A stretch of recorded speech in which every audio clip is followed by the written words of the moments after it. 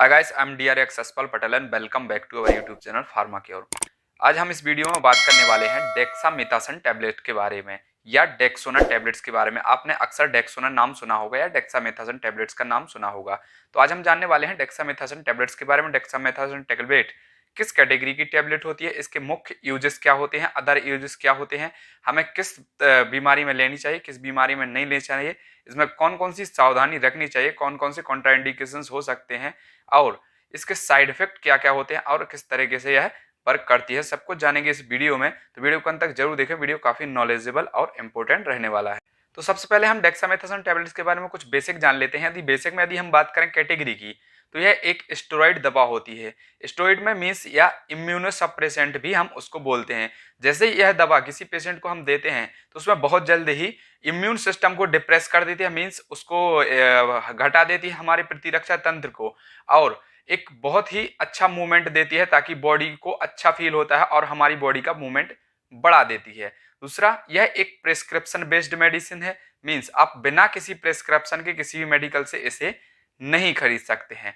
मुख्य लाभ की बात करें या मुख्य यूजेस की बात करें इसके, तो कैंसर, दमा, अस्थमा और कुछ इन्फेक्शंस में, यह एलर्जी इन्फेक्शंस में बहुत अच्छी तरीके से काम करती है, जिसके इसमें से मुख्य यूजेस में होती है। मींस इन्फ्लामेशन मुख्य यूज, इसके तीन प्रकार से मुख्य यूज होते हैं। पहला होता है इन्फ्लामेशन, दूसरा होता है अस्थमा या दमा जिसको बोलते हैं, तीसरा होता है कैंसर। ये इसके बहुत से मुख्य यूज हैं। अभी करंट में एक यूज किया जा रहा था कोरोना।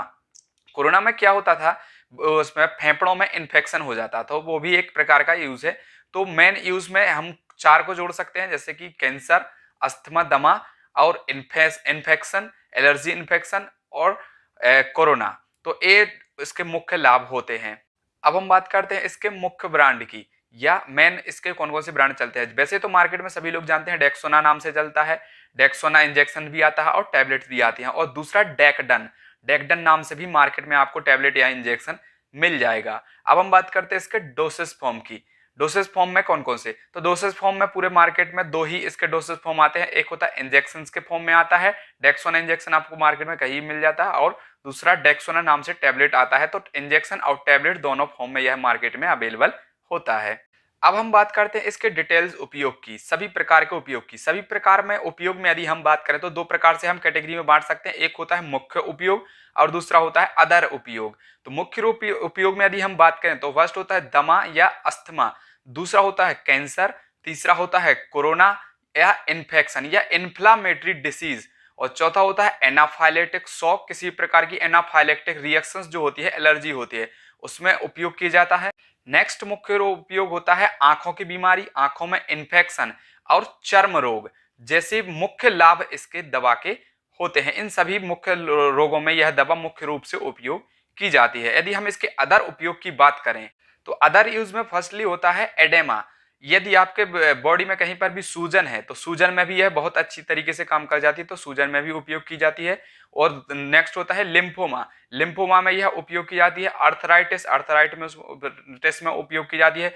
जो जॉइंट्स पेन होता है, जोड़ों का दर्द, उसमें उपयोग की जाती है।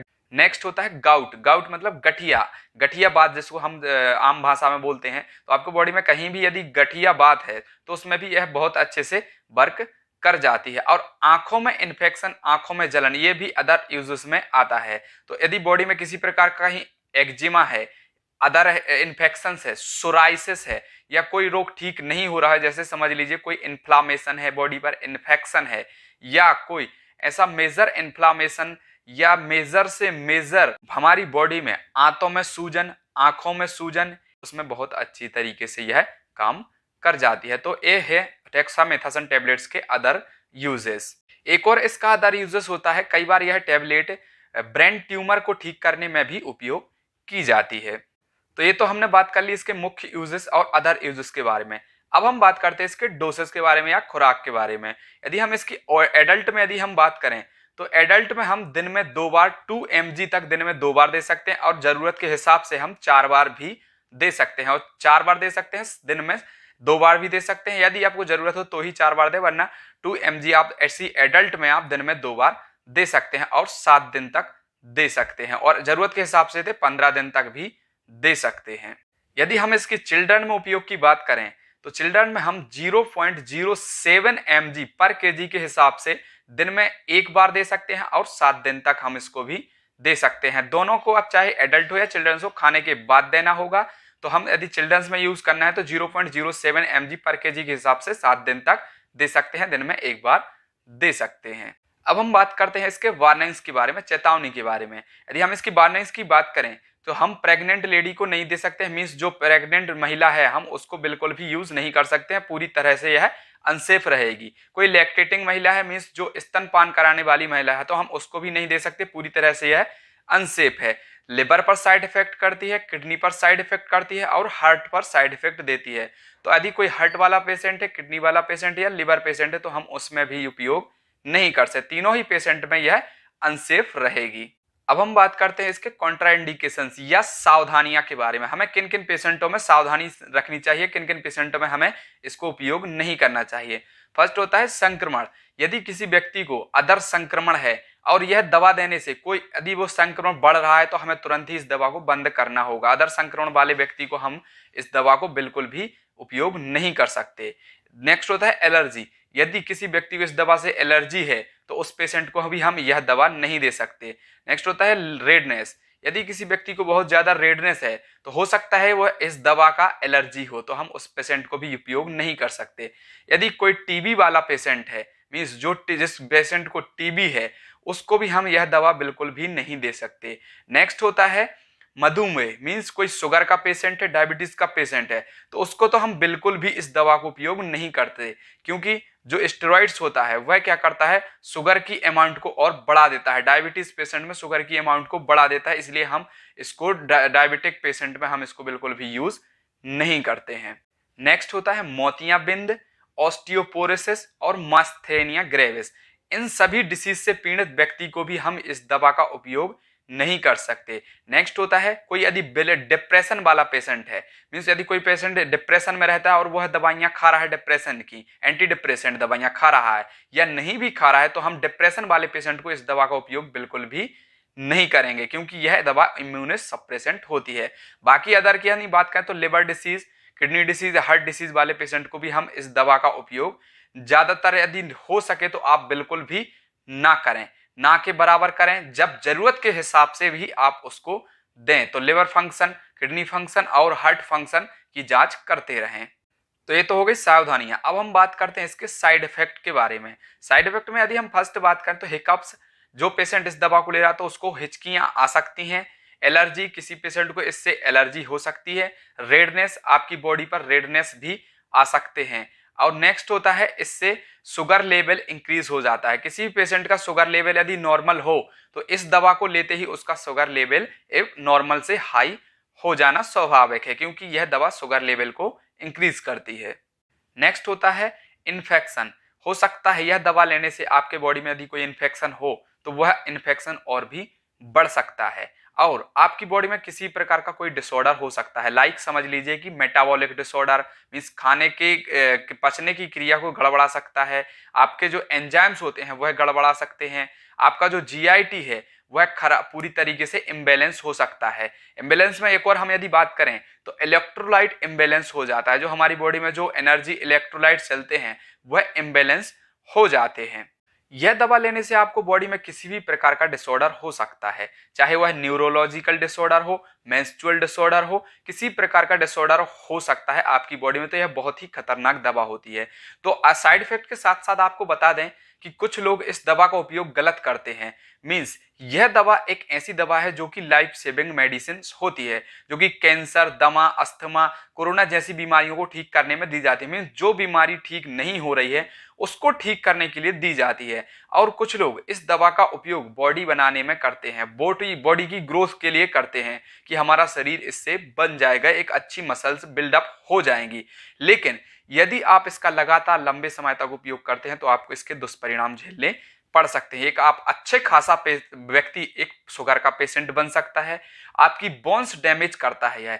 धीरे धीरे क्या होता है, आपकी बॉडी में जो भी बोन्स होती हैं उनसे कैल्शियम हट जाता है और बोन्स ग्रोथ रुक जाती है, जिससे आपकी बोन्स जो होती हैं वह डैमेज होने लगती हैं। और जब भी आप 30 से 40 की 50 तक उम्र तक जाते हैं आपकी पूरे बोन्स जो होता है पेन होने लगता है, सभी बोन्स में पेन होने लगता है। तो यह बहुत ही खतरनाक चीज है। और नेक्स्ट है कि आपकी बॉडी में किसी प्रकार का डिसऑर्डर हो सकता है, चाहे वह जीआईटी से रिलेटेड हो, मेटाबॉलिक डिसऑर्डर हो, मेंस्ट्रुअल डिसऑर्डर हो, या किसी प्रकार का बोन डिसऑर्डर हो। और यदि इससे एक और खतरा होता है, ब्रेन में न्यूरोलॉजिकल डिसऑर्डर यदि हो गया तो आपको जान भी देनी पड़ सकती है। मीन्स बहुत ही खतरनाक टैबलेट है। जब इसका उपयोग एक लाइफ सेविंग मेडिसिन के रूप में किया जा रहा है तो आप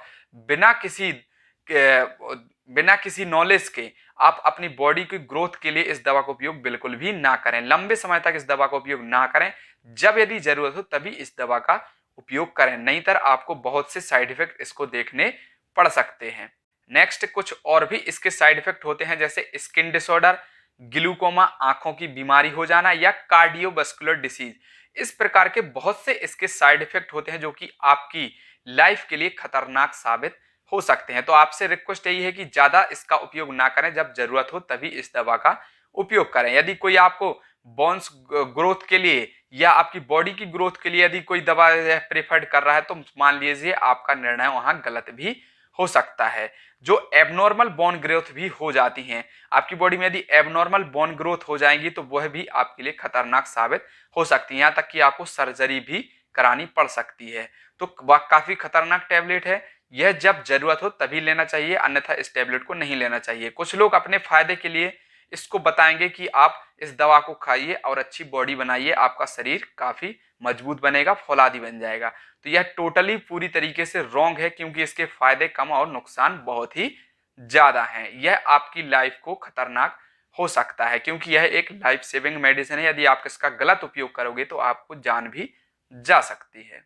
तो आई होप कि हम आप समझ चुके होंगे कि क्या इसके मुख्य यूजेस होते हैं, क्या इसके अदर यूजेस होते हैं, यह दवा किस लिए बनाई गई है। यह दवा बॉडी बनाने के लिए नहीं बनाई गई है। इस दवा का उपयोग बॉडी बनाने के लिए बिल्कुल भी ना करें, इसके बहुत से साइड इफेक्ट होते हैं।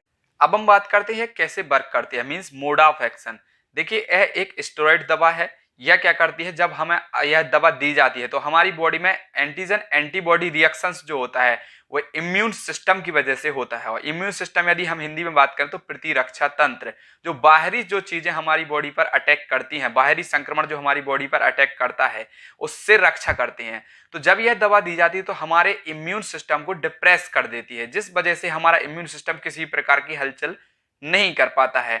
आई होप कि आप डेक्सामेथासोन टैबलेट्स के बारे में संपूर्ण तरीके से समझ चुके हैं, क्या क्या इसके साइड इफेक्ट होते हैं, क्या क्या इसके मुख्य उपयोग होते हैं और क्या क्या इसके अदर उपयोग होते हैं। मीन्स हम कौन कौन सी बीमारी में इस दवा का उपयोग कर सकते हैं और किस कैटेगरी की दवा होती है, कौन कौन सी चेतावनी हमें ध्यान रखनी चाहिए, कौन कौन सी सावधानियां हमें ध्यान में रखनी चाहिए। और इसके बाद भी यदि आपका कोई क्वेश्चन है तो आप कमेंट में कर सकते हैं। हो सकता है मैं नेक्स्ट वीडियो में उसका जवाब दूं, या कमेंट बॉक्स में ही यदि पॉसिबल होगा तो मैं कमेंट बॉक्स में भी उसका जवाब दे दूंगा। सो आई होप कि आपको वीडियो काफी अच्छा लगा होगा और नॉलेजेबल भी रहा होगा। यदि वीडियो अच्छा लगा तो वीडियो को लाइक जरूर कर दें, और यदि चैनल पर ना हो तो चैनल को सब्सक्राइब कर दें। चलिए मिलते हैं ऐसे ही किसी नए इंटरेस्टिंग वीडियो के साथ। तब तक के लिए थैंक यू वेरी मच। जय हिंद, वंदे मातरम। देखते रहिए फार्मा की ओर।